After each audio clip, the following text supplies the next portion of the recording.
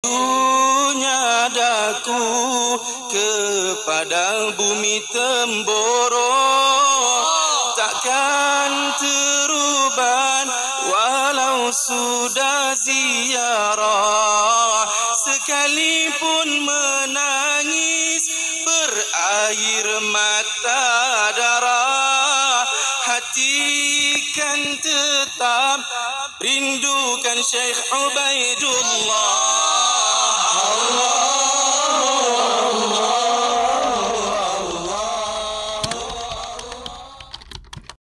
Sesungguhnya tidak ada karunia yang lebih besar yang Allah berikan kepada umat ini setelah iman dan Islam, melebihi diutusnya yang mulia baginda Muhammad SAW.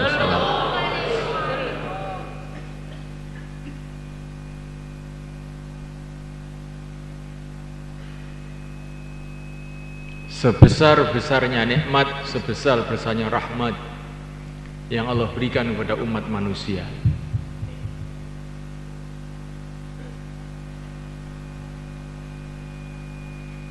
sehingga semulaikan wa ta'ala dikatakan para ulama dalam menafsirkan ayat, wa ma kana Allahu mu'adzibahum wa anta fihim, tidaklah aku siksa mereka selagi kamu masih ada di antara kalangan mereka. Dengan diutusnya baginda Muhammad SAW, maka dunia ini tidak akan dihancurkan oleh Allah Subhanahu wa ta'ala. Walaupun di dunia ini banyak orang maksiat, banyak orang kufur, banyak orang apa, masih dijaga kelestariannya oleh Allah Subhanahu wa ta'ala. Ini karena sebab barokahnya yang mulia baginda Muhammad SAW. Nah, mulaikan Allah Subhanahu wa ta'ala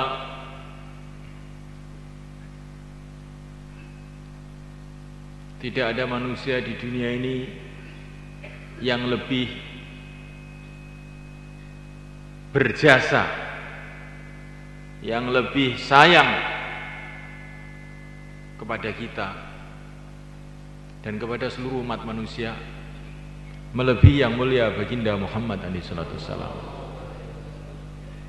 Sehingga Allah berfirman, an-nabiyyu aula bil mu'minina min anfusihim.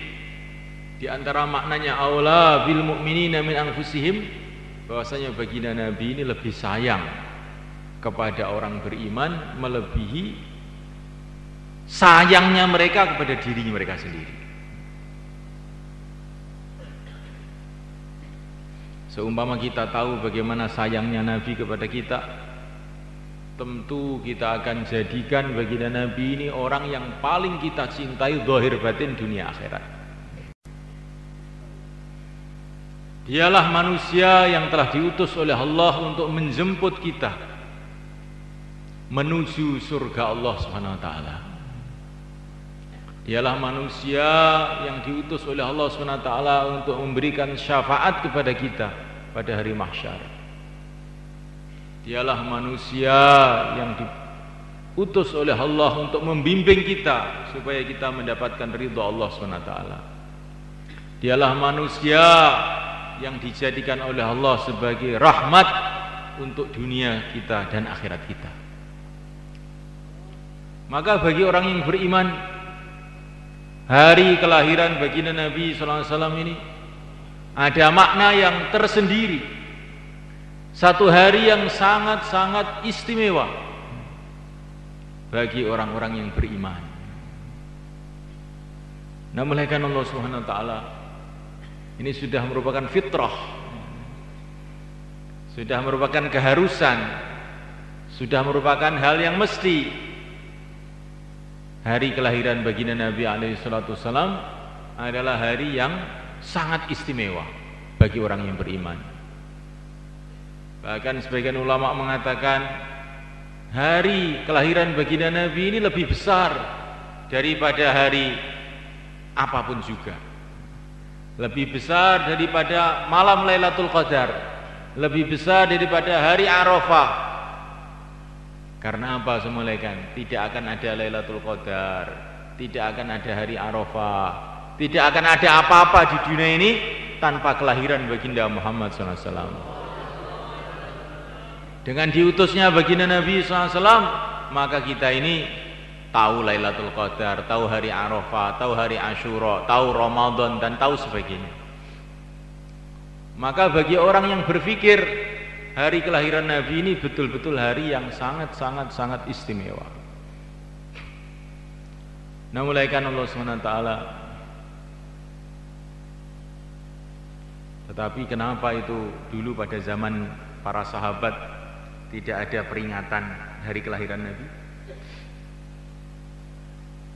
Walau anna amilna kulla yaumin li Ahmad maulidan qad kana wajib. Maulidnya para sahabat itu tiap hari sama kan? Bukan tiap tahun. Bahkan tiap saat mereka bermaulid terus.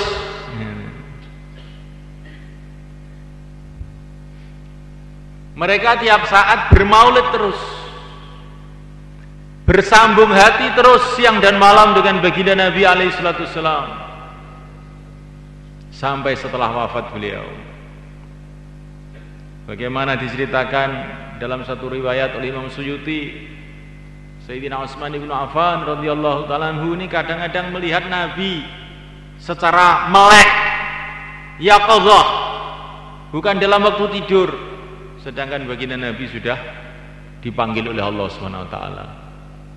Ini begitu kuatnya hubungan para sahabat dengan baginda Nabi alaihi salatu wassalam. Sehingga pada waktu itu rasanya seperti aneh kalau diadakan maulid tiap tahun. Mereka maulidnya tiap detik. Maulidnya tiap detik.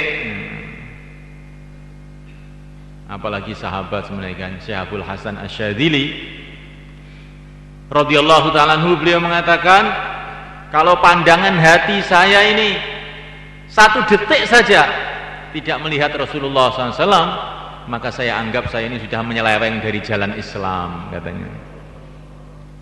Ini yang mengarang Hizib Bahar. Beliau mengatakan, demi Allah Hizib Bahar itu, Allahumma ya Ali ya Azim ya Halim ya Alim, itu saya terima langsung dari Rasulullah huruf per huruf, kata Sayyidina Abdul Hasan Ali Asy-Syadzili radhiyallahu ta'ala anhu. Ini orang belakang mulaikan Allah Ta'ala, orang sekitar abad ke-5. Bagaimana para sahabat? Di Syekh Abdul Hasan Asy-Syadzili itu mengatakan bahwa kalau beliau ini pandangan hatinya itu tidak melihat Nabi, walaupun 1 detik dianggap sudah nyeleweng dari Islam. Nah, orang seperti ini ya rasanya lucu kalau bikin maulid. Seperti seorang ahli zikir, Syekh Junaid al-Baghdadi kalau tidak salah, ketika dalam sakaratul maut diingatkan oleh muridnya, Syekh, la ilaha illallah, maka beliau ini tersenyum, sekarang ini saya sedang terbakar dengan la ilaha illallah, kok kamu ajari ya cilik wae, gitu.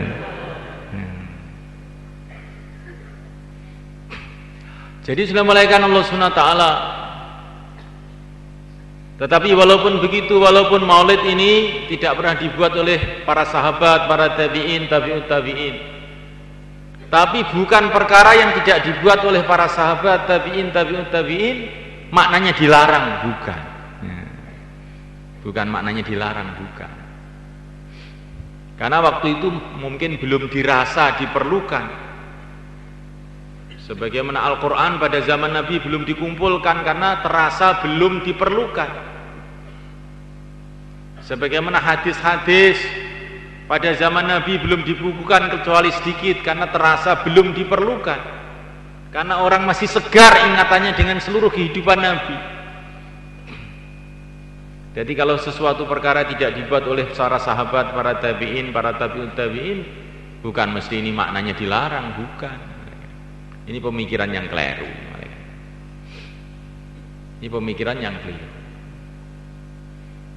Tapi walaupun tidak dibuat oleh para sahabat, para tabi'in, tabi'ut tabi'in, kalau ada arahan-arahan, ada dalil-dalil umum dari kitabullah, dari sunnah Nabi, Maka ini perkara ini dianggap satu sunnatun hasanah juga atau bid'ah hasanah. Seperti pesantren apa ada pada zaman Nabi? Ya, tidak ada. Madrasah tidak ada. Tetapi ini sesuai untuk zaman yang sudah seperti ini, perlu adanya pesantren-pesantren itu perlu. Kalau tidak ada, siapa yang akan belajar agama dengan sungguh-sungguh? Pada zaman para sahabat belum diperlukan, karena mereka ini begitu kuat suasana agama itu semulaikan. Setiap rumah itu hidup agama 100%, kampung-kampung hidup agama 100%. Jadi seluruh negeri itu pesantren pada zaman itu, bahkan lebih baik dari itu. Nah sekarang ini kita ini baru keluar di jalan gitu aja sudah orang telanjang adanya. Bagaimana kita akan bisa belajar baik kalau tidak kita buat suasana pesantren pada zaman ini? Nah, mulaikan Allah Subhanahu wa taala. Maka Imam As-Suyuti rahimahullah dalam kitabnya Al-Hawi, beliau menjelaskan bahwa maulid ini termasuk perkara yang mustahabbah, mangdubah, masyru'ah, diizinkan, disyariatkan, disunahkan di dalam agama karena dalil-dalil yang telah ada. Di antara dalilnya semulaikan Allah Ta'ala baginda Nabi ketika sampai di Madinah, maka beliau melihat orang-orang di sana telah puasa hari 10 Muharram, hari Asyura, maka beliau bertanya, kenapa mereka berpuasa? Dijawab, karena itu memperingati kemenangan Nabi Musa alaihissalam atas Fir'aun. Maka baginda Nabi itu menyetujui, ikrar terhadap perbuatan mereka ini. Maka senolaikan Allah Ta'ala baginda Nabi pun memerintahkan para sahabat untuk puasa dalam 10 Muharram tersebut. Nah, mulaikan Allah SWT dalam satu hadis yang lain, mulaikan dikatakan di antara sunnahnya hari Asyura adalah juga tausi'ul ayal, memberi makanan yang lebih kepada keluarga, selamatan. Maka karena inilah para ulama mereka berpendapat bahwa memperingati hari-hari besar ini termasuk perkara yang disyariatkan di dalam agama. Boleh, bagus gitu.